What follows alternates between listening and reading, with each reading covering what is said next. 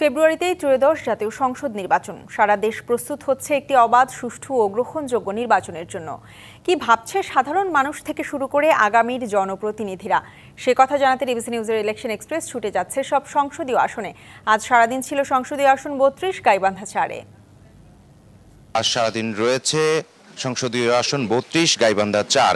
আপনি যদি বৃহত্তর আকারে যদি আমাকে নমিনেশন দেয়, আমি নমিনেশন পাই, আল্লাহ যদি আমাকে কামিয়াব করে, তাহলে বৃহত্তর স্বার্থে সরকারের সহযোগিতা নিয়ে এলাকায় অন্যান্য যে কাজগুলো যে আছে, রাস্তাঘাট অন্য যে কাজগুলো আছে, আমি সব কাজ করার জন্য চেষ্টা করব।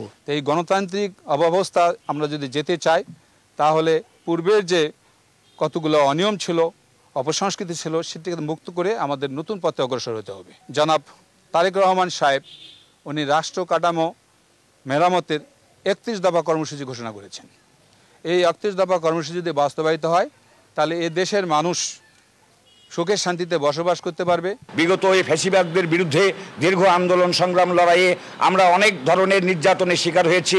হামলা মামলা মধ্য দিয়ে গোবিন্দগঞ্জে বাংলাদেশ জাতীয়তাবাদী দলকে সর্বোচ্চ পর্যায়ে আমরা রাখার চেষ্টা করেছি। আমরা লক্ষ্য করছি ৫ই আগস্টের পরে বিএনপিতে অনেক সুবিধাবাদী লোকের জন্ম হয়েছে।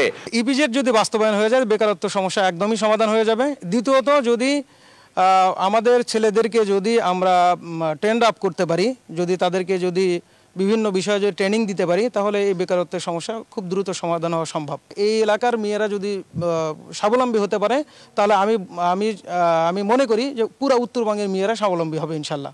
School, college, Rajshahi university, Dhaka বিশ্ববিদ্যালয়, সমস্ত জায়গায় আমি ছাত্র দলের সাথে ছিলাম, আছি এখন পর্যন্ত, এবং সকল গণতান্ত্রিক আন্দোলন সংগ্রামে আমি নেতৃত্ব দিয়ে এসেছি এবং নেতার সাথে সাথে মিছিল মিটিং করেছি।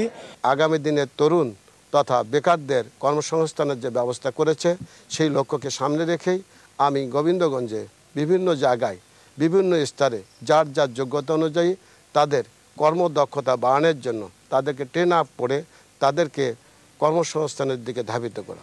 শুনছিলেন CSRM ডিবিসি ইলেকশন এক্সপ্রেস। আজ এ পর্যন্তই। আগামীকাল থাকবে ৩৩ গাইবান্ধা ৫ আসনে। ততক্ষণ পর্যন্ত আমাদের সঙ্গেই থাকুন।